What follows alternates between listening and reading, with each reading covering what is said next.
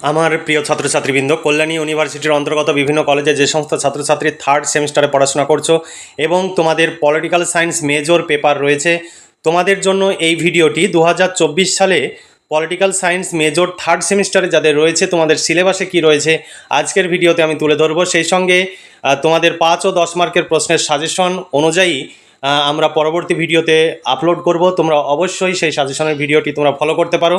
আর আমাদের কাছে যদি সেই সাজেশন অনুযায়ী প্রশ্নোত্তরের পিডিএফ কপি সংগ্রহ করে এখন থেকেই পড়াশোনা করে পরীক্ষার প্রস্তুতি নিতে চাও, তাহলে তোমরা নিচে দেওয়া হোয়াটসঅ্যাপ নম্বরে যোগাযোগ করবে এবং নোটসগুলো সংগ্রহ করে এখন থেকেই ঘরে বসে পড়াশোনা করে পরীক্ষার প্রস্তুতি নেবে।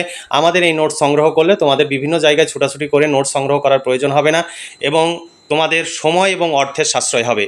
তোমরা যদি পলিটিক্যাল সায়েন্স মেজরের নোট সংগ্রহ করতে চাও, শর্ট প্রশ্ন এবং বড় প্রশ্ন উত্তর সহ কমপ্লিট পেয়ে যাবে। 250 টাকা পেমেন্ট করতে হবে। পলিটিক্যাল সায়েন্স ছাড়াও যা তোমরা তোমাদের বন্ধুদের যদি বাংলা, ইতিহাস, রাষ্ট্রবিজ্ঞান, এডুকেশন, দর্শন এই সমস্ত বিষয় থাকে, প্রতিটি পেপারের মেজর পেপার আমাদের রেডি হয়ে গেছে। অবশ্যই নিচে দেওয়া হোয়াটসঅ্যাপ নাম্বারে বন্ধুদের যোগাযোগ করতে বলবে এবং নোটসগুলো সংগ্রহ করে পড়াশোনা শুরু করে দিতে বলবে। তাহলে কারণ তোমাদের পরীক্ষার বেশি সময় নেই, কারণ এর আগে পরীক্ষার একটি রুটিন যে ইউনিভার্সিটি পাবলিশ করেছে সেই আনুমানিক ডেট আমরা তুলে ধরেছি। তোমরা অবশ্যই সেই নোটিশটি দেখে নেবে। দেখো, Kalyani university third semester political science major 3 তোমাদের সিলেবাসের শিরোনামে রয়েছে Indian political thought, ancient and medieval, অর্থাৎ প্রাচীন ও মধ্যযুগের রাষ্ট্রতত্ত্ব, ভারতীয় রাষ্ট্রতত্ত্বের তত্ত্ব তোমাদের পড়া। তোমাদের সিলেবাসে কি রয়েছে দেখে নাও। আজকের এই ভিডিওটির মূল উদ্দেশ্যই হচ্ছে সিলেবাস, যে বিষয় সেই সিলেবাসের বিষয়গুলো তোমাদের সামনে তুলে ধরবো। দেখো, সিলেবাস 2024 তোমাদের পলিটিক্যাল সায়েন্স মেজর 3, এটা তোমাদের কোর্স কোড। তোমাদের সিলেবাসে যেটা রয়েছে ইন্ডিয়ান পলিটিক্যাল থট, অর্থাৎ ভারতীয় রাষ্ট্রতত্ত্ব, প্রাচীন ও মধ্যযুগ। ইউনিট 1-এ তোমাদের রয়েছে প্রাচীন ভারতীয় রাজনৈতিক ধারণা, সংক্ষিপ্ত বিবরণ, ব্রাহ্মণিক ও শ্রমণিক ঐতিহ্যের উপরে ধারণা। ইউনিট 2-এ রয়েছে রাজধর্মের বিশেষ উল্লেখ সহ মহাভারতের শান্তি পর্বের আলোচনা, অর্থাৎ শান্তি পর্ব অনুযায়ী, এটি একটু উল্টো হয়ে গেছে, মহাভারতের শান্তি পর্ব অনুযায়ী রাজধর্ম। তারপরে ইউনিট 3-তে রয়েছে বৌদ্ধ রাজনৈতিক চিন্তা, অর্থাৎ রাজত্ব, রাজনীতি ও শাস্ত্রের মধ্যে সম্পর্ক। ইউনিট 4-এ রয়েছে কৌটিল্যের রাজনৈতিক চিন্তা, রাষ্ট্র, কূটনীতির সপ্তাঙ্গ তত্ত্ব। আর ইউনিট 5-এ রয়েছে ভারতের মধ্যযুগীয় রাজনৈতিক চিন্তাধারা, একটি বিস্তৃত রূপরেখা। আর ইউনিট 5-এ আরেকটি অংশ রয়েছে জিয়াউদ্দিন বারানি, অর্থাৎ বারানি। এটা তোমাদের পুরো নাম হচ্ছে জিয়াউদ্দিন বারানি, ঐতিহাসিক। তার কি ধারণা যে ভালো সুলতান এবং তার রাষ্ট্রতত্ত্ব বা রাষ্ট্রের আদর্শ আর সমন্বয়বাদের নীতি, মধ্য ভারতীয় যে সমন্বয়বাদের যে নীতি নৈতিকতা ছিল সেই সময়ের সুলতানদের, সেই বিষয়গুলো তুলে ধরতে হবে জিয়াউদ্দিন বারানির দৃষ্টিভঙ্গিতে। তারপরে ইউনিট 6-এ রয়েছে আবুল ফজল, শাসন ও প্রশাসন, আর কবিরের সমন্বয়বাদ। এটা কবির দীর্ঘই হবে, কবিরের সমন্বয়বাদ। এই ছিল তোমাদের সিলেবাস। এই সিলেবাস অনুযায়ী তোমরা প্রশ্ন উত্তরের পিডিএফ কপি পেয়ে যাবে। আমাদের নোটস রেডি হয়ে গেছে। তোমাদের শর্ট প্রশ্ন এবং বড় প্রশ্ন উত্তর সহ কমপ্লিট পেয়ে যাবে 250 টাকায়, অর্থাৎ 2 মার্ক, 5 মার্ক এবং 10 মার্কের প্রশ্ন এবং উত্তর সব পেয়ে যাবে।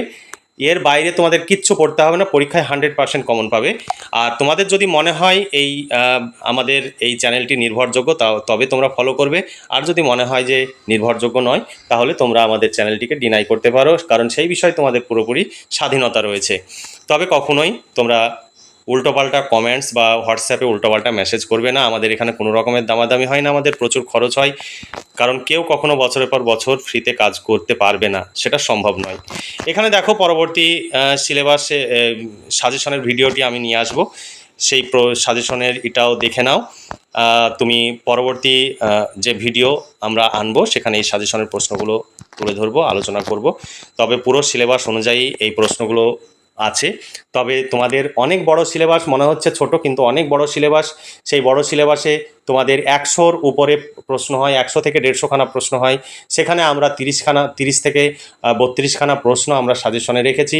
তার মধ্যে ভীষণ ইম্পর্টেন্ট যেগুলো সেগুলো বেশি স্টার দিয়ে রেখেছি, আর যেগুলো তুলনামূলকভাবে কম ইম্পর্টেন্ট সেগুলো তো কম স্টার দিয়ে রেখেছি। কারণ তোমাদের যেহেতু মেজর পেপার, কোনো রকমের রিস্ক নেওয়া যাবে না, সেই জন্য একদম পুরো সিলেবাসের যেগুলো ভীষণ গুরুত্বপূর্ণ সেই প্রশ্নগুলোই আমরা সাজেশনে রেখেছি।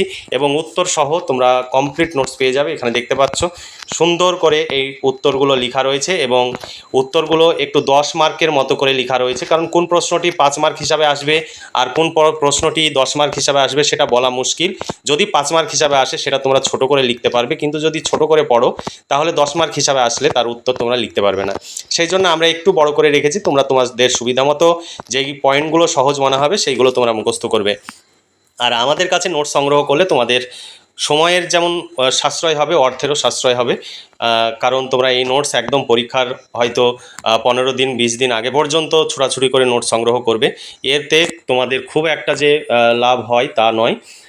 আর আমাদের কাছে নোটস এর বাইরে তোমাদের একটা প্রশ্ন পড়তে হবে না, কিচ্ছু প্রয়োজন নেই। এগুলোই তোমরা পড়বে, এগুলোই তোমরা পরীক্ষাতে কমন পাবে, এবং এগুলোই পরীক্ষায় লিখে আসবে, 100% কমন পাবে।